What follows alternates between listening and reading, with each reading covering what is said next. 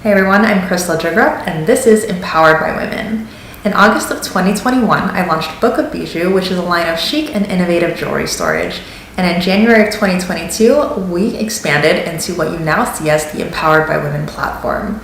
I really wanted to create a centralized space where we can really put emphasis on our mission of women empowerment and community over competition. It really truly does fill my cup to be surrounded by so many of you inspiring women, and the energy that you bring to me and our platform on a daily basis is unmatched. You really all do fuel me with so much motivation to continue doing what I'm doing, and for that, I thank you.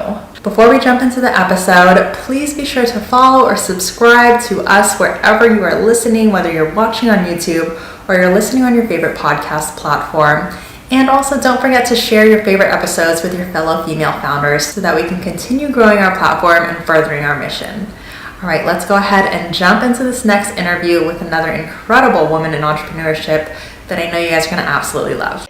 Today, we have the beautiful Isabel Bagsik. She is a soulful brand designer and creative wellness guide. She helps heart-led visionaries and revolutionary leaders like all of you listening today to launch your innovative projects and get paid for your culture-shifting creative gifts. She designs authentic and attention-grabbing brand assets for your website and social media and helps you to prioritize the strategies that bring your creative visions to life while honoring your well-being in the process. Isabel's unique methodology incorporates creative rituals, rest practices, and original personalized design strategy. She spent 10 years designing for high-profile businesses, brands like Google and Target, and organizations like, I'm not sure how to say this, CAIR, C-A-I-R, I'm assuming it's pronounced CARE, Lead Filipino and University of California, Davis, and changemakers like Stephen Curry and Michelle Obama.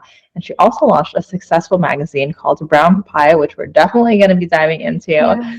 But during this time, she developed her wellness practices, leading her to discovering an effortless and pleasurable branding experience that she applied to successfully launching her current business. So there is going to be so much amazing insights in this episode. I am so excited. Isabel, thank you so much for joining us today. Oh my gosh, thank you for having me. I'm so excited to see where our conversation goes. Absolutely. It's going to be a beautiful conversation. I already know that. Every single time we've chatted, it's been a beautiful conversation. So I'm excited to really dive more into the story of your journey as an entrepreneur. So obviously, I just gave our audience a little rundown of what it is that you do and a little bit about your experience, but give us all the juicy stuff that wasn't in there. What is your background and how did that lead you to all the things that you're doing today? Yes. So, hello, everyone. Again, I'm Isabel Bagsik. I am a Filipino American creative, and I am so excited to be able to take all the culmination of my experience and my work with creativity, with design, with facilitating group experiences and community gatherings into my business today. And it has not been an easy journey. Let me tell you that, as a Filipina who has immigrant parents, who has a father who's a software engineer, diving into the world of design and creativity was quite rocky at the start. And I'm just grateful that after really difficult conversations and really trusting my intuition and trusting that I have the devotion to this work is what has allowed me to explore this business now. And grateful that my parents have trusted that, even though it was a little scary and uncomfortable for them, especially my dad.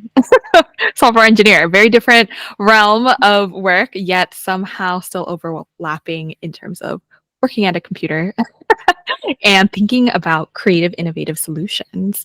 And yeah, so that's a little bit of that story. It involves tears, it involves a lot of trust in my intuition and difficult conversation. But when you can have that really strong connection to your gut or to trusting what you are, what isn't for you and what you are excited by, and explore that bit by bit, even if it may seem illogical or irrational, but deep down, like, no, this is the path, or this is something that I need to do. Trust that, and just trust what will come out on the other side of that door, and it can be really amazing, beautiful, and exciting. So yeah, I just wanted to name that for folks. And some of the work that I am excited by is including creative rituals and connecting with your intuition into the design process, into figuring out what that is and bringing your true essence through the digital realm, through visuals, in relation to your business and to your work. So that's what I'm excited by. I love it. I love it so much. And obviously, I very much relate with your story. I too am Filipina and have had that similar journey with, more traditional parents and kind of like their outlook on things that are careers that are more creative, right? Because there's kind of that Right. hesitation and there's that initial perception that is really a career. So when you were speaking, it seems like you kind of already knew like this was going to be your path. And you were already letting them know like this is the path that you are going down. Was there a time before that where you were kind of just trying to do things the way that they had hoped you were, the path that they hoped you were going to go down? Oh, definitely. When I was really young, actually, I was very in tune with my creativity. And even in those little books of like, what are you going to be when you grow up? I wrote down like artist or director or something in that realm. But once I got into high school and, you know, all these socialized narratives of what quote unquote you're supposed to be and the life you're supposed to have. And I had this vision of, oh yeah, I'm gonna work in a cubicle like my dad, like these things that I only knew because these were the experiences that I was surrounded by and were exposed to me. I'm the oldest child in my family, the first to go to university in America. So a lot of firsts that I was moving through. And so being kind of like a disruptor in that way was a lot. And so in high school, I was actually in my senior year applying to these different colleges in different majors and courses, which I didn't realize was not typical.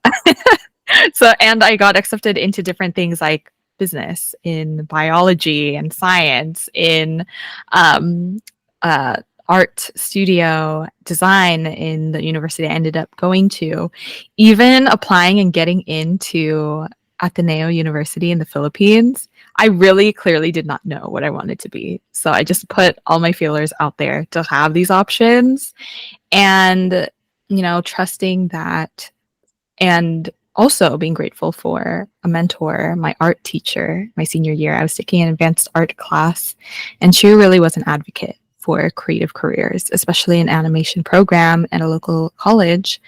And I trusted her and saw a whole new world because of her and asked so many questions. And she was so amazing to make me feel safe that it was possible to explore something creative. Because when it came time to that, taking all these advanced courses and in biology and chemistry and history and everything else, just because I was ticking off all the boxes to quote unquote get into a good school and follow those rules, I'm like, wait, I don't think I want to do any of that for the rest of my life. I want to do something creative. I could do that for free for the rest of my life.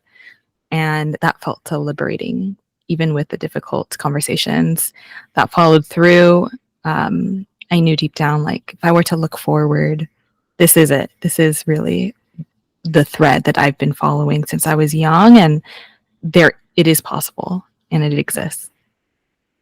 And then you started going down that route, and then you started landing all of these amazing work opportunities with these big brands like Google and Target, and with all these A-list celebrity influencers and all of that. And I could absolutely see your parents be like, okay, yeah, this seems legit, right? And then Right. you made the switch. You're like, okay, I've done that. Now I'm going to go work for myself. So that had to have been like a whole nother conversation all over again. What was that like? It's actually a two-part question. Like, what was that like, kind of having to like reconvince your parents again, if you had to, that that was the proper route for you? And then how did that feel like internally for you making that? Mm. Yes, I love this question. So many reorientation and convincing and reassuring my immigrant parents that it's fine, it's safe. Um, and it is new and different. So for where I was in the design industry, I'm so grateful to have had those opportunities to work with these exciting clients and projects in the different studios and agencies I was a part of. And I felt by the time that I had my last role as an art director in one marketing and PR agency, what's funny is that the catalyst to start my business was getting laid off from that job. And for years before that, I told myself, no, I'll never be a freelancer. I don't have the discipline. I just want the stability of being in a 9 to 5. And what's funny is that there's pros and cons, there's a mix, but I've had the experience that no, there's not always that safety in a 9 to 5 because they can just let you go day of no warning, which I experienced and a lot of people experienced during that time. And I thought to myself, and I actually was kind of excited as they were telling me and letting me go. And that was the strong sign that I was ready. Like, I had the experience, I have the drive now to build something myself, but also knowing that I've been saving in my savings account. So I had that safety of being able to experiment and take a risk on myself and living with family. So I do acknowledge those privileges that I have to be able to feel safe to explore and experiment, though I know that I've connected with other peers and business owners who have had much less and are doing such incredible work and thriving. So there are different ways to approach this and still succeed in whatever resources and capacities you have. But when I did, so with the work that I was doing with these more high profile projects and clients, it kind of in my parents' eyes legitimized what I was doing because they can tangibly see what projects I was creating. Right. And Filipinos love people with big names. Right. Yes, they did. So it was nice. It was kind of like, okay, now that they can see and feel that, like, okay, cool. They still don't really get what I'm doing, but let me just say, like, oh, I'm working on this project with this company, and they'll be like, okay. But by the time that I said, I'm gonna start my own business, even still today, I'll hear my mom say, oh, you should apply to X, Y, and Z, or have you thought about this? And then I have to remind her, Mom, I have these clients that I'm already working with, and I'm booking these different interviews like today, which I'm so grateful for. And yesterday it was really funny. She said, what is a podcast? And so it's just this generational difference in understanding what careers could be like. Because back then, especially with my parents now, staying somewhere for decades and being okay with that, and that was the norm. Whereas the generation these days is becoming normalized to be exploring different jobs and spaces and companies every couple of years, or even starting your own business, or balancing a mix of both and taking that risk on yourself. So it's been a journey and a practice of this conviction in my work to, first off, not just instill this confidence in myself, but to reassure and instill confidence in my own family.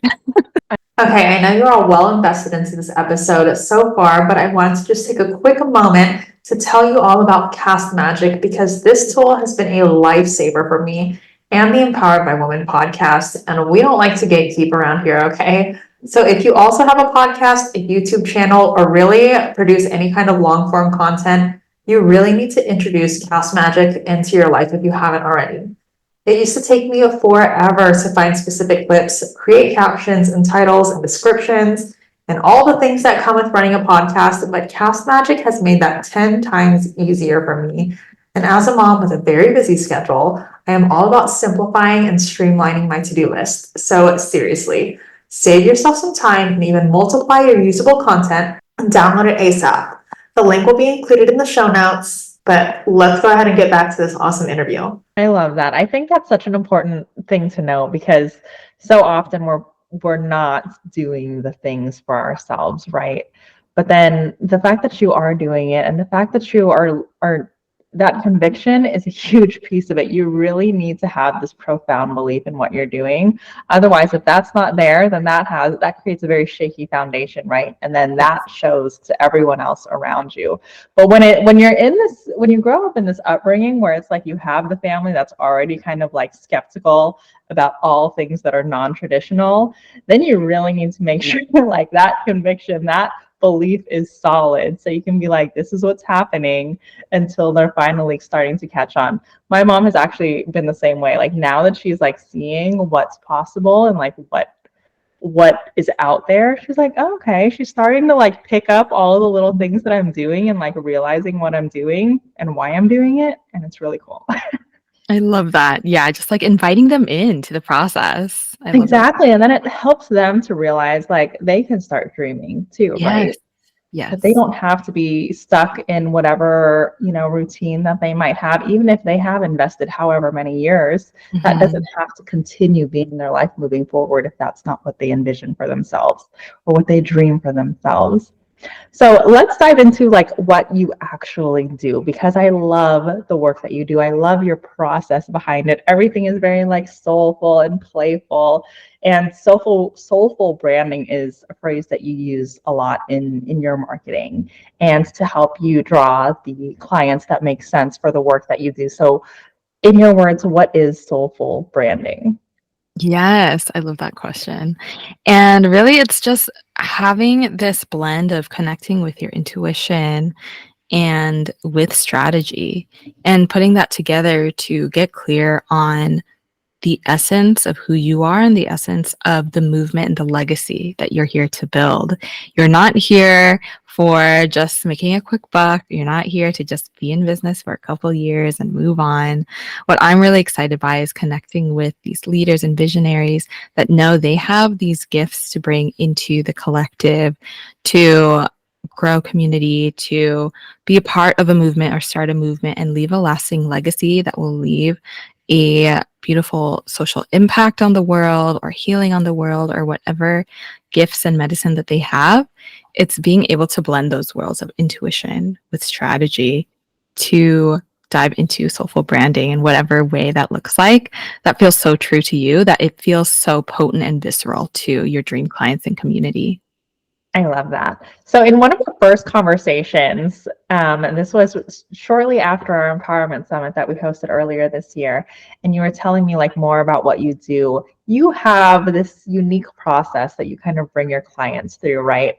To help pull the essence of them and be able to apply that to the business. So give us kind of like the lowdown on what that process looks like. You don't have to give that the specifics if that's Sure. secret for your clients. But what is it? What kind of process? Like, what does it feel like? What is this process that you pull them through? Yes, I literally just had an onboarding call with a Soulful brand design client today. So it's very fresh in my mind. And it was so exciting to see, again, just affirming this process of how quickly and immediate it can garner insights. And also how excited and clear it was for the client as well, the common themes coming through. And so what we did to start off, I love bringing in really simple, intuitive practices that, create these conversations and connecting with the essence of your brand or who you're here to serve. And so that meditation is what we opened up with to connect with the essence of your brand. And she came through with these beautiful visuals and messages and insights and emotions that came through that felt congruent with the form, the questionnaire that I shared with her to learn a little bit more about her business and her desires and goals. And it felt in line with the previous conversations we were having when she was interested and curious about this project or this offering. And from that, we dive into more of the strategy conversation of now that we have these beautiful, profound, deep insights of who she's here to support, where her next evolution of her work is, and the more abstract parts of where her brand identity will grow into is building in and weaving in the strategy taking into account the things that she noted in her questionnaire.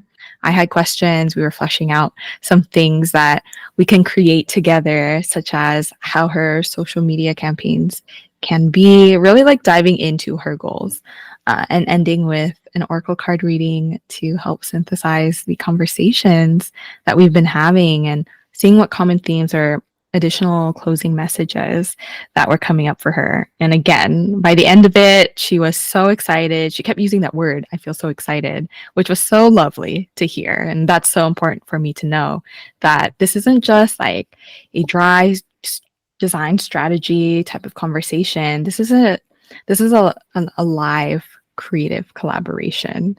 And that's important for me to know that they feel excited by it because they'll be living and working and engaging with this new brand identity for ideally years to come. And to have that excitement for their branding will be felt by the people who engage with their work as well. And that just helps with the momentum to draw in the dream clients and collaborators that they desire to work with. I love that. I love that there's really this connection with the energetics that come into play in this process that you're bringing, and how it really isn't just strategy. Obviously, that's a very key part of what you do, but it is about making that connection between the brand and the person behind the brand so that we can bring back a joy into all the things that we're doing. And we can have that excitement as we're going through the process, because doing all of that, all of this like work on the back end to get everything ready, to be able to put ourselves out there, that can feel so overwhelming, right? Like, I need to have all of this done. I need to have this put together. But how can they continue carrying that energy, like moving forward after, let's say you've designed their brand right now, they have all these beautiful things. They have the website, they have their content strategy. Then what's the next step? So it doesn't feel so overwhelming, because now it's like, okay, now I have to go ahead and post this. But beyond the graphics, we want to make sure the energy continues, right? Mm, So yeah. what is your kind of a guidance to your clients of how they can keep exuding that brand far beyond just these tangible things that they have on their website and on their Instagram? Mhm. I definitely think it's around remembering that the wisdom and the insights and the answers to any questions that they have, no matter what comes through as they grow and evolve in their business and their brand, is already within them, and creating the space to listen and remember. And that was actually a conversation I had today in my onboarding call, where she actually named at the beginning, like, oh, I have all these documents and these materials of my business that I didn't get a chance to review or put together. And I just reassured her that is okay. We don't need all of that. You know your work. And I have these creative practices that will help return back to what is already within. And it came through so quickly. So with these different simple and quick practices to connect with your intuition, I think that's really important. What are accessible, what are simple things that they can do with very minimal tools, that they'll be equipped to channel their intuition and these insights. These insights that are already within them, no matter what questions come up, they can tweak those questions, change those questions, and remember that we just need to chill out, slow down, maybe take a pause on some of these templates and strategies that they might be told to follow, which can be helpful in certain cases. But when it's getting overwhelming or too much, sometimes creating space to listen inward and knowing that you have the answers. It's a matter of creating space and remembering and listening to help in those moments. I think that is a great segue to the next question that I have for you, because before we hopped on a call, I was, stalking your Instagram a little bit. And you recently posted, there was a gal that made a comment about selling courses or selling programs through Google Docs, and basically saying like that, let's not do that. But you, on the other hand, you were like, I do that and I'm successful in doing that.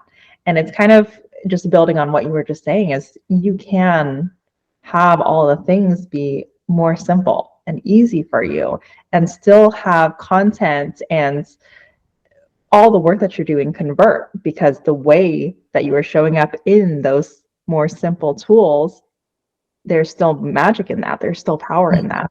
So what is your secret to that? Like, how can we simplify the process and use all the not so fancy like platforms and programs and all of that, but still be able to convey our message in a way that helps attract all of our dream clients? Yes. I was like, am I going to comment on this when I came across it? I'm like, I have to. And it's been really wonderful to see some of the conversations happening around that. So thank you for bringing it up. And, at first, the millisecond like fear was like, I'm a designer selling design services. Should I be talking about this?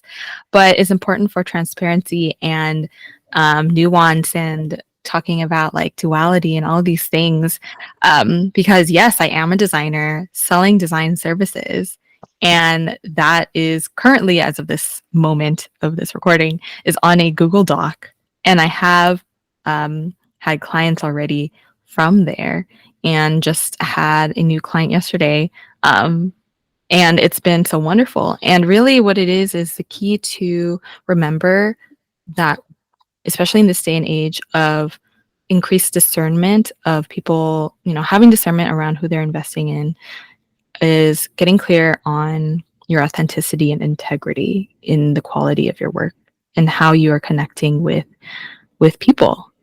And that cannot be faked. That cannot be hidden away.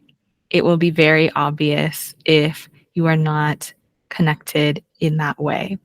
And I think that is important to have as your foundation in whatever business, product, or brand that you're creating before you put on, makeup and clothes, like, which is the design part of things. Like, you can have a nice looking website or a sales page, but that can only take you so far. You can have people go on there, but are they going to click book now or buy now if they don't see a clear message or clear mission here or authenticity from you? Can they trust you? That's huge as well.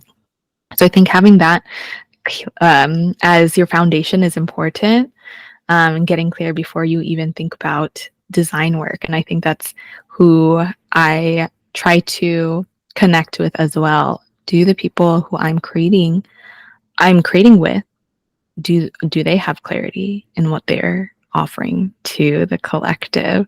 Because once you have design, but you're still you're shaky and unclear with what you're here to do or create, then the design gets outdated really quickly and doesn't match with what you're trying to say. So it's a nuanced conversation, but I think it is important to know also, especially if you're new in building your business, that it's more than okay to utilize these more accessible resources to grow your business. And really, what is the message? What is the safety that you're creating for your community? I love that. One other thing that I really love about your business and the way that you just operate, and we've kind of dove into this a little bit, is the way that you allow yourself to be creative and you allow yourself to get into this flow. And I think that also kind of plays into, allowing yourself to be creative with what tools you choose to run your business with, right? But what I really love is that it takes the limitation away from you. So something that you encourage your clients to do is to really tap into their inner child, to really encourage that creativity and to use that as a form to build momentum. So let's talk about that a little bit. Like, how do you encourage this creative process and how does that help you to build this momentum? Yes, I love connecting with inner child work and inviting folks into those practices. And again, those are very simple practices, and the insights that come through are so immediate and so quick. And it's been amazing to invite folks into it, from workshops to one-on-one spaces to even a retreat space for the social impact leaders. Yet still, connecting with your inner child can be so huge in terms of what insights you can get away with connecting with and returning back to this uninhibited, raw, creative energy, which has been socialized out of us as we've grown up. And how do we return to that? And a lot of the times, if we look to, observing children, as you well know, there's a lot of beautiful, uninhibited creativity. There's no overthinking. They're just doing, they're creating. They're not worried about like, how do I monetize this hobby? They're just doing the thing. They're not thinking about these different concepts. And it's almost like they're limitless in a sense. The whole world is their oyster in a way, because they're not socialized into thinking about these restrictions and boxes. And so I have these different inner child practices that I invite folks into, but really it's really rooting down into what were the things that excited you when you were young, or how can you return to those activities or that emotion and mindset? Can you return to playing and bringing that sense of play into your work to increase innovative thinking, innovative problem solving into your work? And so, whatever that means to you, I think, inviting that in. Like, I lately have been putting on my to do list dance, putting on a feel good song, moving my body, not thinking about choreography or what I'm looking like, and just moving like when I was like 6 years old, dancing wildly to Britney Spears. Like, I'm channeling that energy, going wild, having my own little concert in my own room. And being able to play in that energy is very potent and visceral and can be felt through the screen and help with the momentum that we've been talking about. So good. I couldn't agree more that we really need to just like clear the calendar every now and then and just let ourselves just let loose and be who we innately are, right? Just get back to the core of who we are. And then again, like just reset the foundation so that we can show up as our most powerful, authentic selves and make the impacts that we were destined to make. So good, so good. One final question for you, Isabel, before we close this off. What does the future look like for you? Oh my gosh, that is a big question, but I love it. What comes to mind is the word legacy, which I've been really playing with and talking about lately, because I can talk about my 5-year, 10-year plan in my business, but I'm also thinking about what I'm here to create and the legacy that I'm hoping to create. And one of my mentors has talked about how we are doing this work as preparing ourselves to be future ancestors. And I love that image of, okay, what are the things that I'm doing to be proud of myself as a future ancestor, or the legacy that I want to leave? And it's making sure that I am remembering my and practicing what it means to be with integrity in my work.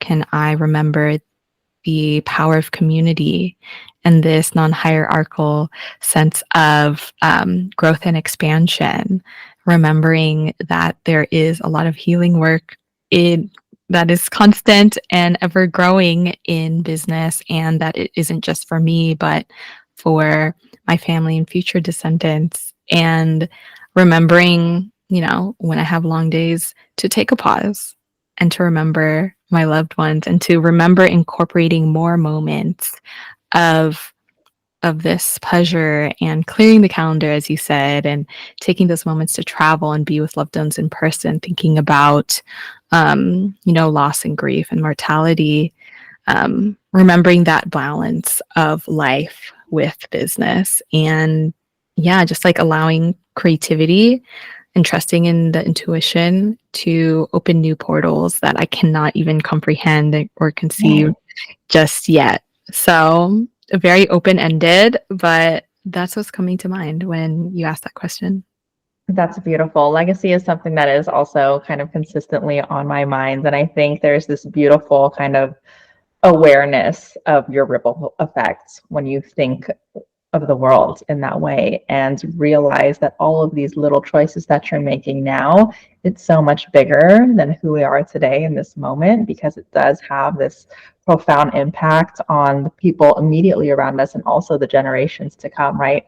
So recognizing that you have that power and owning that and knowing that you're capable of creating this beautiful legacy. And that goes for everyone that's listening, right? We all have that power in us. So being aware of that and helping or allowing that to kind of guide us in our next steps so we can continue leading with integrity and allowing that creativity to just flow out of ourselves and not limit ourselves, I think is so beautiful. That is an incredible message to end on. Isabel, you have been amazing. Where can our audience connect with you? Yes, thank you, Crystal, again for having me. It was so wonderful to have this conversation. And thank you, everyone, for listening. Again, I'm Isabel Bagsik. You can find me at Unconventional Bliss on all the things. And I'd love to continue the conversation further. So feel free to slide into my DMs, say hello. But if you would like extra support, I am so excited to invite you into my free 3-day email training series called Intuitive Brand Refresh on the soul-led rituals to elevate your online branding and connect with your soul clients and community. So that's really exciting to invite you into. And again, I'm available for further conversation or questions around what soulful branding could be for you. So thank you again for having me. I love that. And of course, all of those links will be in the show notes, but definitely reach out to Isabel. I get just like your energy is so beautiful and your smile is so beautiful. And I just feel like lighter speaking to you. Like it's just, there's a good aura around Thank you. the work that you're doing and this conversation that we're having. So everyone definitely reach out to her. Feel this energy that is coming through the screen right now. And again, Isabel, thank you so much. Thank you so much. Another incredible interview with yet another inspiring woman in entrepreneurship. I hope you guys loved that episode just as much as I did. Before we leave off, if you yourself are also a woman entrepreneur, I would love for you to consider joining our Empowered by Women directory. We're looking for women-owned product and service-based businesses in the US to help us build the go-to place for our communities to find local women to shop with and connect with, and we'd love for you to be a part of it. All of the details can be found on www.empoweredbywomen.com/apply-directory. Of course, that's going to be linked in the show notes below, and you're also welcome to reach out to me anytime if you have any questions. But other than that, thank you again so much for joining us, and I will see you in the next episode.